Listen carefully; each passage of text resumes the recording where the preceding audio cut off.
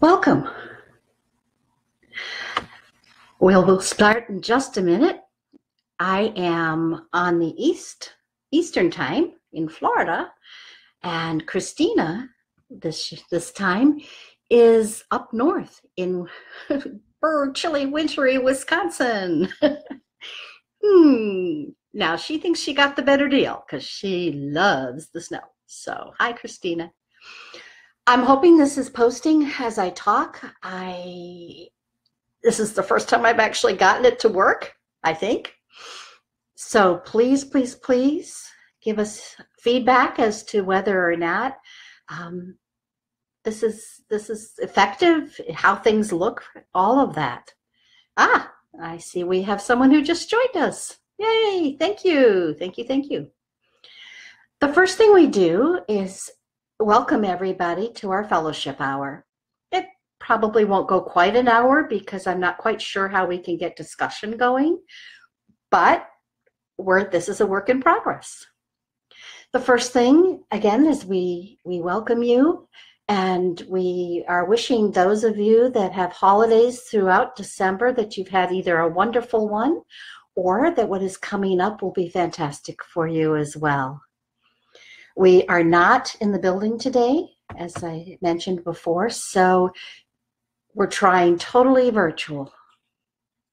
Now, what I'd like you to know is that we welcome your input. There is not any requirements to believe anything or to agree. We'll be discussing later the law of correspondence.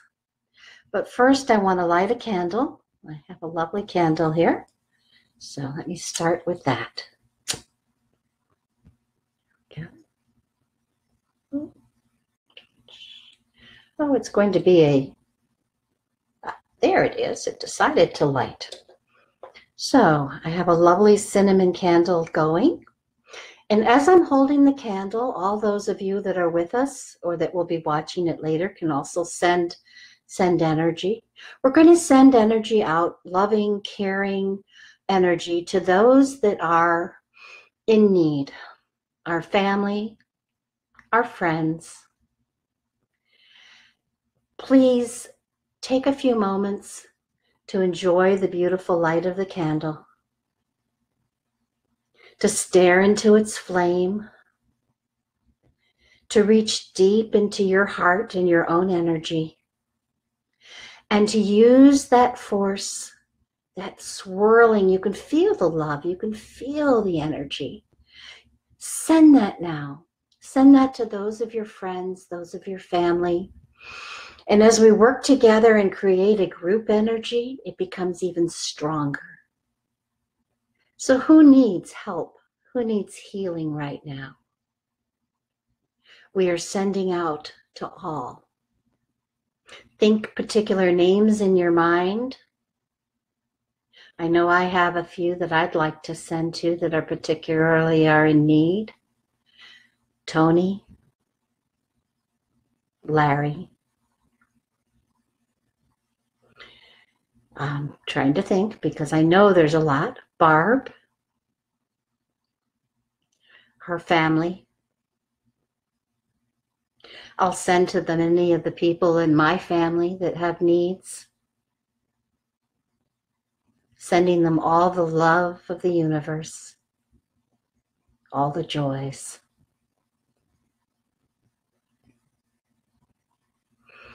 Now in future, if you'd like to have someone included and have their names spoken out so that we can all focus on them, feel free to private message me or Christina and let us know. And we will include that in our weekly prayers on the Sundays. We do this every Sunday at noon Central Time. I'm a little off because, as I said, I'm Eastern Time right now. And what we do is we just give a place for people who are like-minded to explore and discuss and have a chance and an opportunity to be together and maybe even meet each other. And those that are able, when we're actually in the office, to come to Menominee Falls are more than welcome. We have discussion there and snacks. And for those of you that rather to do virtual, I hope we will continue to be able to get it to work so that every Sunday we will also be including you. Today's topic is the law of correspondence.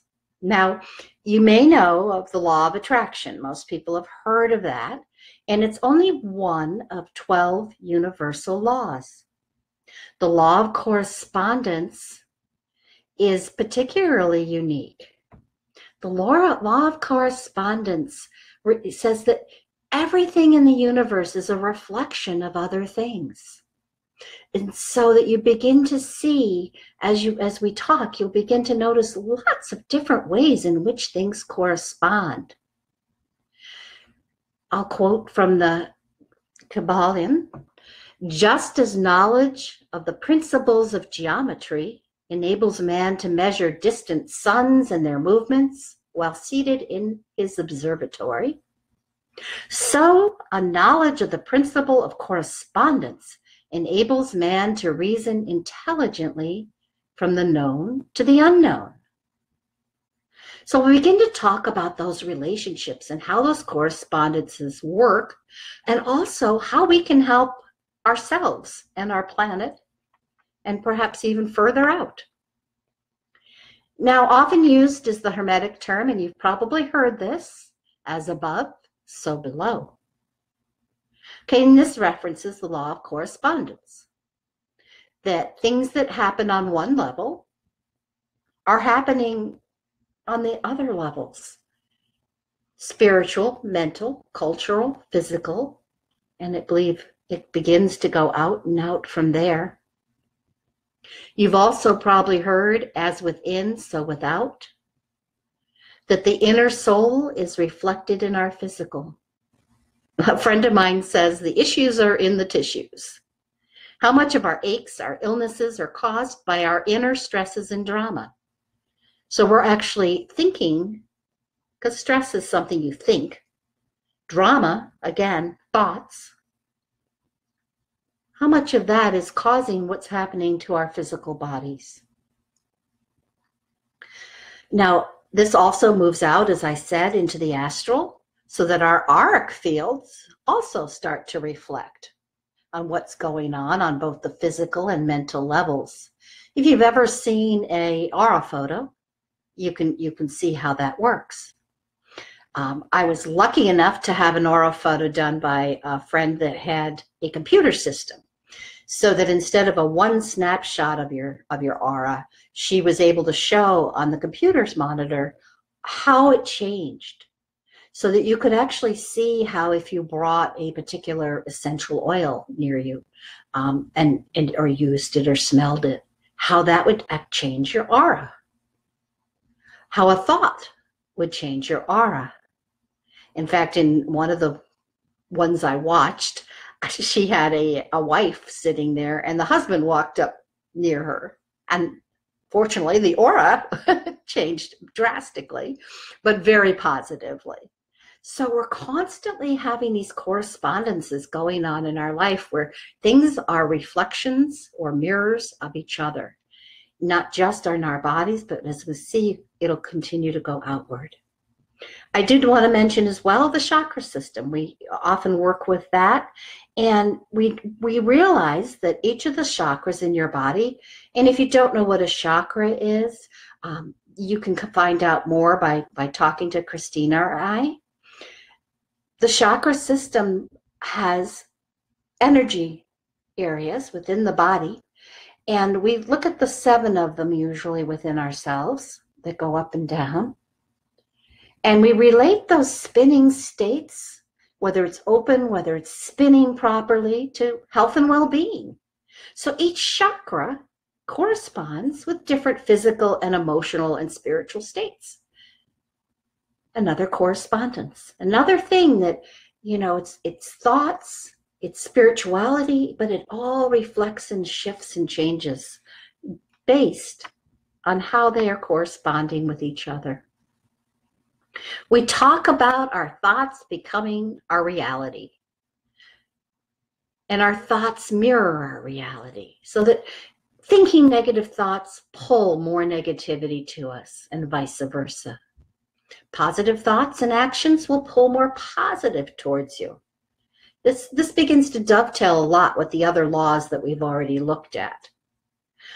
As I said, we've talked about the law of attraction, but the law of correspondence pulls that together.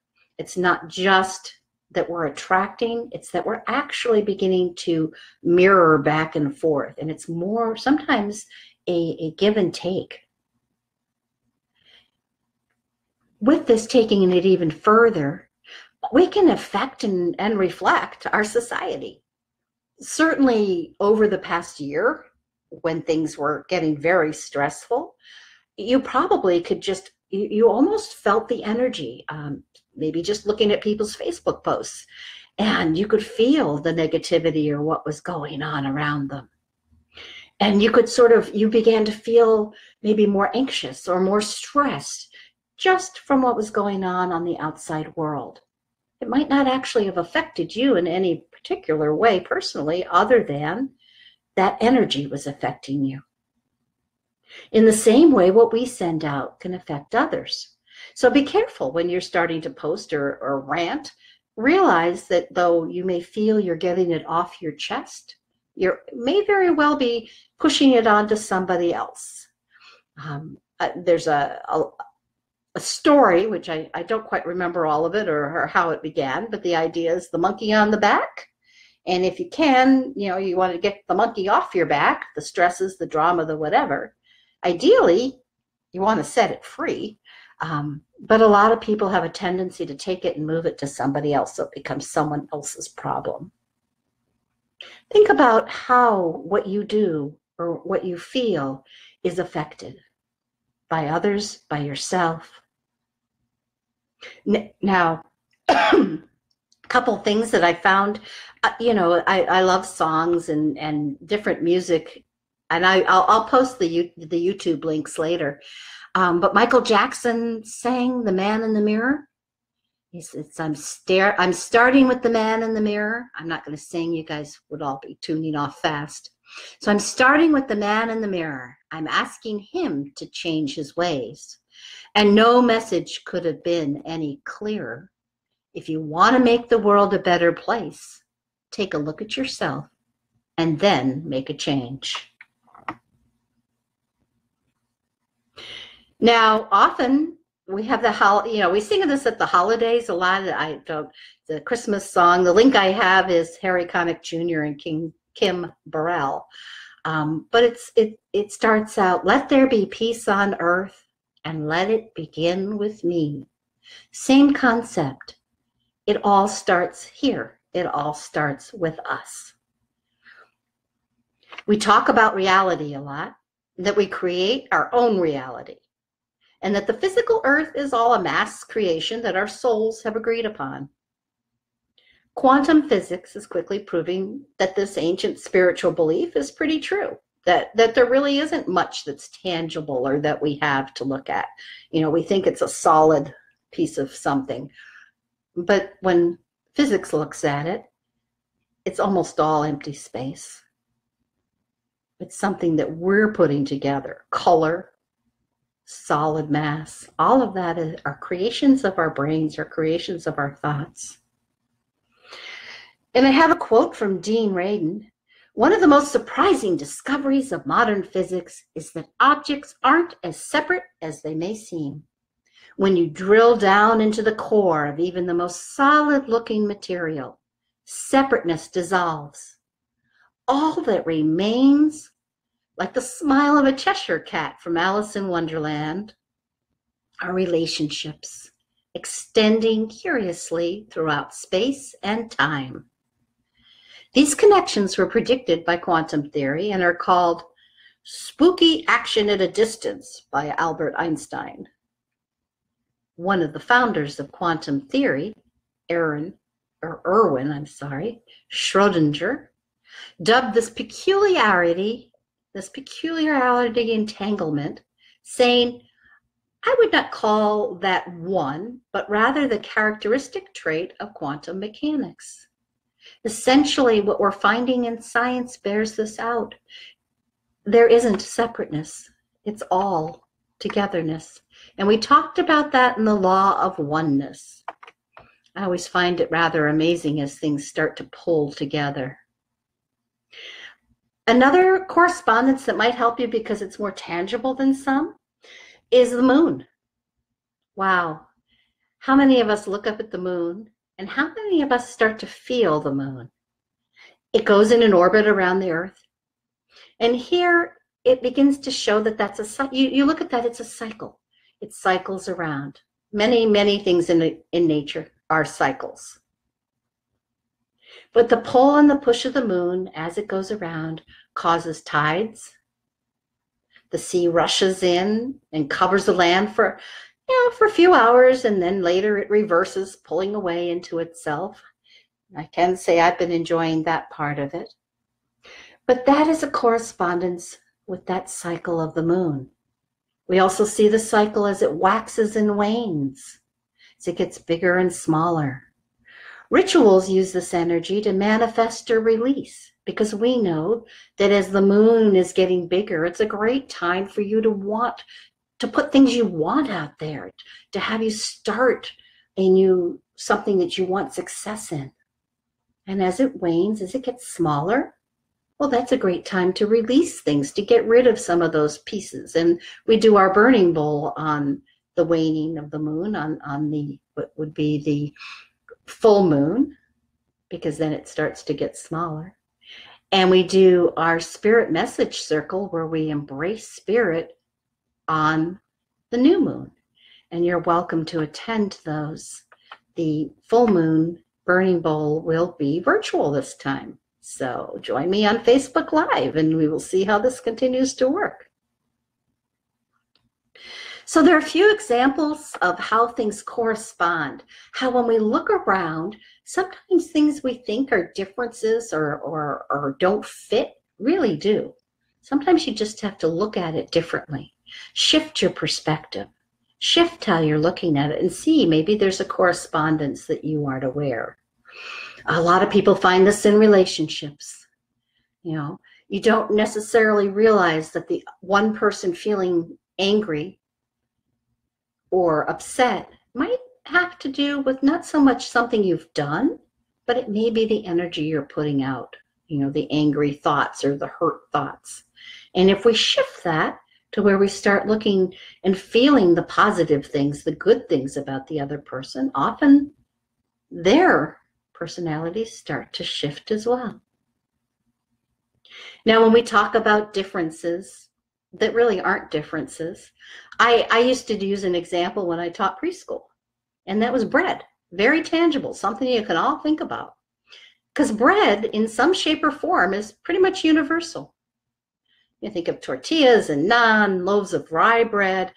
Just about every culture, there's some sort of bread. That's a wonderful way to look at diversity and yet similarity at the same time. We think we're different because, oh my gosh, that tortilla looks flat and different, but really it's the same thing. We use it to make, a sandwich, or we use it in a similar way. So begin to look at the correspondences around you. Notice how you're affected by the outside influences and how you can influence or change yourself, your body, and also look at how far you can stretch your field of influence. How can you change others? Maybe how can you change circumstances? And as we sent out in the beginning, love and healing and wonderful energy to those in need, we're doing the exact same thing. We're stretching our influence. So I really appreciate all of you that have joined us. I see there's a couple comments. I'm going to see if I can pull those up. Well, thank you, Dee, for missing me. I wish you guys were here. It's beautiful and wonderful. And, yes. And Clarissa, yes, please. The burning bowl will be on the full moon. I believe it's January 2nd. I'll be posting the information for everybody. And the nice thing I hope is that this will be up for those that weren't able to join us. I know it's a big holiday time. So thank you, everybody who was able to come and be a part of us. I really enjoyed it, and I'm hoping that it will continue to be something that we can share. I am not sure, and maybe you, if you know, PM, message me, private message me, if there's a way to get a bit more of a dialogue going with this Facebook Live, because this is really, other than the few things those of you on my private channel have seen, which didn't work too well, this is the first time we actually, I think, got it to work. So thank you, everybody. For those of you that are celebrating Christmas tomorrow, have a Merry Christmas. And for those of you that are celebrating all the many, many, many holidays this month, enjoy them. And I will see you or hear from you next Sunday. Bye-bye.